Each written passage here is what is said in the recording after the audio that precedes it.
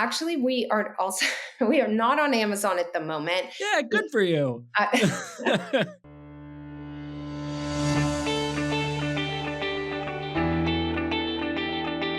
And I want a good show, damn it.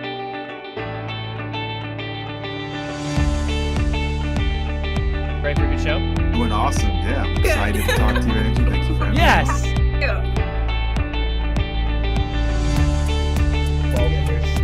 I've always been doing big into archery, and my dad said, "Hey, you guys want to start an archery store?" That's how it works.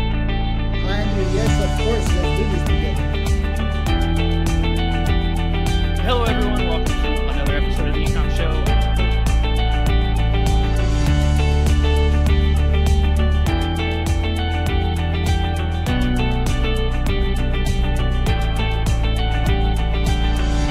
Hello, everyone, and welcome to another episode of the E-Comm Show. As usual, I am your host, Andrew Maff, and today I am joined by the amazing Lauren Campbell, who is the CMO over at Firefly Recovery. Lauren, how are you doing? You ready for a good show? I'm doing well. I'm excited. How are you?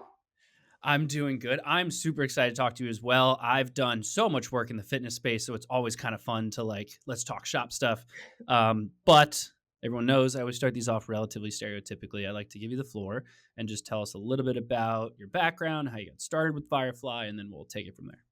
Great. I worked in the consumer marketing space for about 20 years for Nestlé, who was located here in Burbank, California. They relocated to Arlington, Virginia. And at that point, I started my own consulting business. And at the time, I had a boyfriend who's now my husband, and he was starting Nice. to work on this business called Firefly Recovery. And at the time, they were really focused on more of a B2B model, selling to pro and collegiate teams. And I saw such a huge opportunity in the consumer space and really wanting to help them blow out their consumer marketing. So I started out doing some consulting for the business. And as we started to gain traction and see some success, I became more and more involved until ultimately joining as a partner in the business and becoming the CMO. Awesome. That is quite the timeline, quite the story. The tell us a little before we get into the business and all the fun stuff about that. Tell us a little bit about the product and how it works. Absolutely. So the product is an adapted medical device. The medical device is used to increase blood flow, and we leverage that same technology in an over the counter format that anyone can buy online and in some select retail stores. And what we do is we stimulate a nerve called the peroneal nerve to increase blood flow. And by increasing blood flow, we can help athletes and travelers feel fresher, recover faster, reduce soreness. So essentially, it's a small wearable device that does really big things. Nice.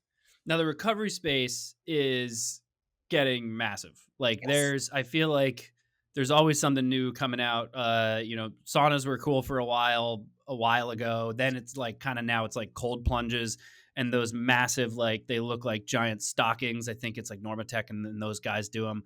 And so this is like, I mean, it looks like a little wristband almost for the most part. And so is it comparative to those other types of larger kind of things that people are using for recovery? Sure. So, I mean, each of those, I mean, recovery is a complex space, and Yeah, there's, right. good So, point. like, you have building blocks, like just basics of sleep, nutrition, hydration. You certainly need to be doing those things to focus on your recovery. And then there's things you can add in. And I think I'll circle back to your question, but just sort of where we sit right now in the recovery space is it is clear that recovery is necessary and important. And I Yeah. think as there are more and more options, consumers are starting to think like, well, I barely had time to fit my workout in. How do I then have a whole recovery routine? So I think where we're getting a lot of traction is that people can just put our product on and kind of go on with their day. They could be working or, making breakfast or whatever they need to do. In terms of the functionality of the product, we utilize electrical stim. So it is similar. A lot of people say, well, aren't you just like an e-stim? those E-stim products are typically for a muscle, whereas we're stimulating Hmm. a nerve. So functionally, the benefit is different. And what I mean by that is we are actually providing a systemic increase in blood flow. So functionally, it's most similar to what you were just mentioning, would be like those large sequential compression boots. The difference with us is that we do move more blood. And additionally, we find that our users get a longer wear time because it is a wearable versus having to be seated and plugged Oh yeah. in, in the boot. So that's where we're seeing really great adoption with the product. Awesome. Obviously, you're the CMO, so easily my favorite person of any business to talk to. So I want to hear about. You mentioned they were originally focused B2B. So in their scenario, especially for a product like this, like athletes, collegiate space, like people that are doing athletic things for a living, basically. And then you came in and were like, no, let's make this, let's also make this consumer facing, which is usually a big messaging difference because now, you're not targeting athletes, you're targeting like people that are just kind of your average looking for recovery. So what was that transition like to kind of adjust all that? So definitely, I mean, it was started with a website refresh and a real focus on social media. And so the great thing Yeah. about the previous focus on the teams and the professional collegiate athletes is we had these early adopters who were huge fans of the product, who had provided testimonials that we could leverage as we went into, as you call it, more the general active adult or casual runner, weekend warrior, Yeah. any of those things. So I think it would sometimes be hard to maybe go the other way because you have, your grandma's using this product and now we're going to go sell it to, a pro athlete. I think the way they initiated really made a lot of sense. And at this Oh, point, yeah. we've at the same time been able to grow through those same tactics of just clearer messaging, using broader word of mouth to create interest in the product has helped on both sides. So we've grown with a lot of effort from our sales team in the team space from 5 years ago being in about 100 teams to now being in over 1,000 teams. And then we've grown the Whoa. consumer size to where this year should be the first year that, consumer will be the same size as the team side, if not bigger. Nice. Okay, so you basically, and that makes a lot of sense. So you were leveraging your existing customers that were basically influencers to use their messaging to bring in that kind of the more traditional consumer, correct? Correct. We weren't always able to get like that recognizable athlete as a small Yeah. brand. We have been fortunate along the way to hit some really lucky moments where, because of the effectiveness of our brand, we've been mentioned in a Netflix TV show and an ESPN game day interview. So Oh there's wow. been a lot of fortuitous moments where we get that placement, but really our customer on that team side is an athletic trainer typically. And so those athletic trainers have given us testimonials that gave us a lot of validation for the effectiveness of the product. Yeah. That's awesome. And so you also are not just targeting athletes now. I think you're also kind of bringing in more into the travel space. So you're opening up like a whole new ICP. Like how is that going to go after that market? It's been amazing, honestly. We separated out sort of our product offerings so that we have special packs for travel and special packs for athletes, even though ultimately the underlying product is the same. It's just the bundles Yeah. are slightly different. It's a way for us to really track kind of the traction that we see. But the messaging really again initiated from the consumer, the user, telling us Hmm. this product's amazing for recovery. I love it, the flexibility of it. But you know what else? I love it during travel because travel is a pain point for athletes and Yeah. everyone. But getting the feedback from the athletes on how this made a huge differentiator for them during travel gave us the insight of like, this really, everyone feels rough after travel. Your legs, when you're seated for a long period of time, your legs don't feel fresh. Yeah. When you have a change in altitude, it actually puts a little bit of stress on your body. So, if we can utilize your sort of just increased blood flow to keep your body feeling fresher, we'll be able to support, high-end athletes traveling to the Olympics, which we worked with 9 teams last summer, as well as just everyday executives or people going on vacation where they know, I'm going to be walking around a ton, or maybe I'm a skier and I'm not, really ready for that hitting the mountain. There's just a lot of demands, a golf weekend, et cetera, where we find people really enjoying utilizing the product both for their travel, but then again, once they get there, to be able to fully enjoy what they're doing. Yeah. So you've got almost like three tranches of the business, as well as like three separate types of customers. You have the B2B athlete, you have the, like kind of more the traditional like weekend warriors, you put it, and then you have the travel group. What channels are working the best for them? I know you mentioned that, so you went into social pretty heavy. Like, are you kind of keeping that as like a blanket messaging across all social to target each of them, or do you have different channels that are working better for the different customers? So we do have our ad set split between travel and athlete and the types Yeah. of ads that will run on Meta. Meta is really our biggest platform. So regardless whether it's travel, athlete, we are finding success leveraging Meta.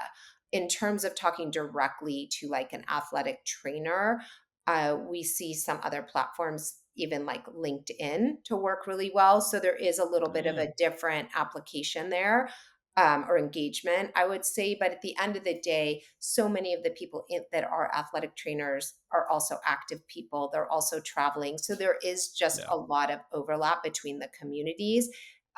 So we do have some specific communications, but at the same time, they'll run side by side, let's say, on Meta.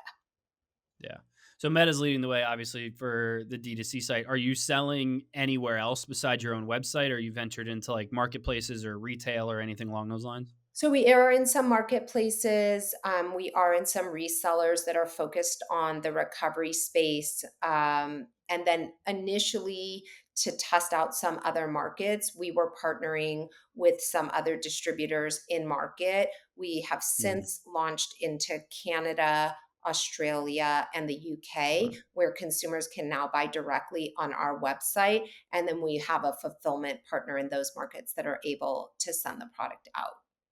Oh wow. And what's between the do you see retail taking off more so than the e-commerce side right now, or are you pretty much like, now we're gonna keep our So eggs in we've this been basket for the most approached. We've part? been very lucky to be approached by some big retail, like big box opportunities. Our feeling at the time, just based on the fact that I had the fortune of working in retail for over 20 years in my former position, is we really need a decent amount of brand awareness to have success there. The thing about online that it allows you to educate the consumer and tell a story, and that's a little bit harder in the one Yeah. second you have in retail.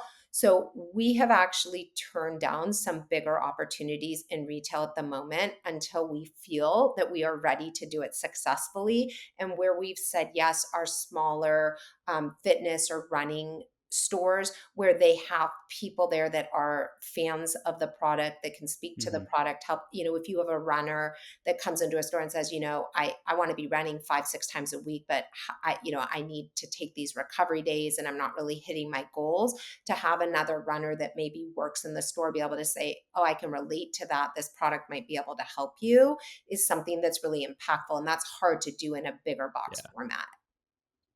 That's very commendable. I mean, there's not a lot of people that would turn down taking on big box. Everyone, it's always the big flashy thing, which is actually takes me to a very good segue here, and I appreciate it. The big thing that's brought up on Shark Tank a lot is that people want to go to big box stores and they want to do this, and you always hear the sharks are like, no, no, no, you don't want to do that. And so you already knew that coming out of the gate, which is fantastic. And obviously, like I mentioned, segue, you did Shark Tank. It's always something that gets brought up. We don't have to harp on it too long. Some people like talking about it, some don't. Pros and cons. Did you like it? Obviously, you got a deal, so that worked out. But what was the overall thought of doing that? The overall thought was highly recommend. It is definitely a process and a lot of work to prepare for. Yeah. It certainly was out of my comfort to go do something in that format, right? On the big screen, and a lot of attention in that moment. But the kind of results, aside from being able to get a deal, were that the awareness that we were just discussing of not having enough certainly Yeah. shifted. It was enabled us to reach a whole different set that we would typically be able to reach. And so the results from that in terms of just daily sales have been really incredible. It was an incredibly strong weekend, and we sort of just kept watching, going like, how long is this going to last? And we are right now over 2 months post Shark Tank, and we're still seeing really strong results, which is Oh yeah. really, just really exciting. Yeah, I've been lucky enough to interview, I don't even know how many people have been on Shark Tank at this point, and we always hear the same thing of like, it's huge that one time, but what you don't realize is once you start getting into the reruns, like you get another jump every night. It's not the same, but it's still like, oh, we weren't ready for this, and you got to prep for it. So it's kind of an interesting thing to deal with. But obviously, from a direct sales perspective, it's fantastic. But post the show with the deal and everything, so far everything seems like it's in a good spot. Everything's been going in the right direction. Absolutely. Yes, we're super excited. That's awesome. So with that additional brand awareness, are you now thinking like, oh, maybe we'll go back and talk to these big box retailers? Well, there's 2 factors. I guess one other factor is margin, Right. Yeah. and the investment that you need. So, right, so you have brand awareness that kind of pulls them in, and then you need some type of investment to really be able to hook them, and whether that's special, just like special offers. So, Hmm. really in a new, business, you're running some type of deal, you're also losing margin. So it becomes a bit of a scale game, and it's something we're certainly interested in. But right now, given that we sort of have enough demand to fuel a really good pace of growth, buying direct from us, I think for us, we want to continue focusing there until we sort of feel that we're maxing out our reach to some extent, and that Yeah. going into that big box really will bring us to a whole new set of consumers. So I think it's a step in the process, but I don't think we're there yet. Yeah. What's the game plan going forward to kind of keep scaling that out and bringing out more brand awareness as well as the actual product line? So definitely want to continue to focus on the travel segment. We see that as bringing in a lot of new consumers. Continuing with really exciting partnerships. We'll be at the X Games this year, as well as Oh, partnering cool. with some of the Winter Olympic teams. So excited about that. And then additionally, looking at new markets. So as I mentioned, Australia is off to a really great start. I think our product aligns really well. It's a nice weather, active Hmm. community in general. So far seeing a lot of interest there. And then we are receiving outreach from a huge number of markets right now. So just kind of pacing it out. Next for us on the list is looking at the EU, hopefully later this year. Yeah. And what about the product line? Is the thought to expand it at all? Is there, I know with recovery, it's always kind of interesting because some people get into like creating content and doing classes and things like that. Others stay into the product side and they kind of expand on the recovery element. What's the thought and expansion? I think for us, in terms of expansion, is really understanding the connection of our product with some of the data trackers. So you see, there's so many Oh yeah. users, right, of Whoop and Aura, and we're casually told often that people see a huge result in their recovery metrics through those data trackers or wearables. And we'd love to understand more about that, because I think that it's natural to be skeptic. There's so many products pitched to all of us saying, Yeah. I promise you this and I promise you that. And the fact that the feedback we have on our product is amazing, but when people can really visually see it, I think that that is really convincing. And Hmm. so in the shorter term, that's something we'd really like to understand more, and reaching out to those companies and understanding that interconnection there. And then longer term is this idea: our product is reusable, but it is not rechargeable at the current moment because of the limited life of our electrodes. So it's not a battery issue. It's really just that the electrodes can only last so long. So even Yeah. in a rechargeable capacity, we would still need to be able to swap out the electrodes, which ultimately isn't providing a real value proposition at the moment. So I think Hmm. that's where we need to look at: do we incorporate that into a smart device? Does that device connect to other devices? So once we go down that path, it opens a lot of Yeah. different options and opportunities. Oh, that's very interesting.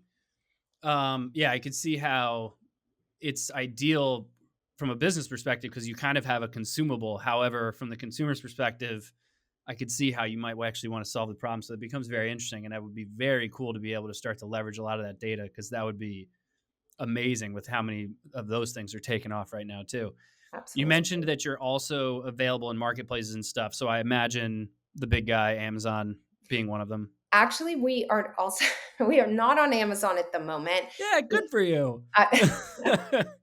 It is, I will say it's something we're considering. I think like anyone probably that you've spoken to, there's a real reason to be there, and there's some challenges. And so we are Mhm. really trying to understand that. We are looking to kind of expand our TikTok shop at the moment and Yeah, looking at some other opportunities near term. I do think longer term Amazon may become an interesting play for us, but for the moment, we're really primarily D2C from our site. that's awesome. I'm a huge fan of not being reliant on Amazon. So being able to talk to you and learn a lot about the business and hear that you're not using it at all is just that much more of a strategy that I know people should lean in on, because they rob you blind of so much. But Lauren, this was awesome. I really appreciate all the time you spent with me today. I would love to obviously make sure you have plenty of time back in your day. I'd like to give you the floor, tell people where they can find out more about you and more about Firefly.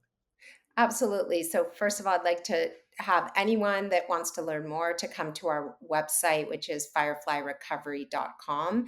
You can also look us up on almost any social platform at Firefly Recovery. So check us out. We do answer questions as much as we can and continue to. If you DM us on Instagram, we're pretty responsive. So if you have a question about the product or anything, I advise you to go there and reach out to us. Beautiful. Lauren, thank you so much for being on the show. Everyone who tuned in, same thing. Thank you for tuning in. As usual, rate, review, subscribe, all that fun stuff on whichever podcast platform you prefer, or head over to the ecommshow.com to check out all of our previous episodes. But as usual, thank you all for joining us, and we'll see you all next time. Thank you for tuning in to the Ecomm Show. Head over to ecommshow.com to subscribe on your favorite podcast platform or on the BlueTuskr YouTube channel. The Ecomm Show is brought to you by BlueTuskr, a full-service digital marketing company specifically for e-commerce sellers looking to accelerate their growth. Go to BlueTuskr.com now for more information. Make sure to tune in next week for another amazing episode of the Ecomm Show.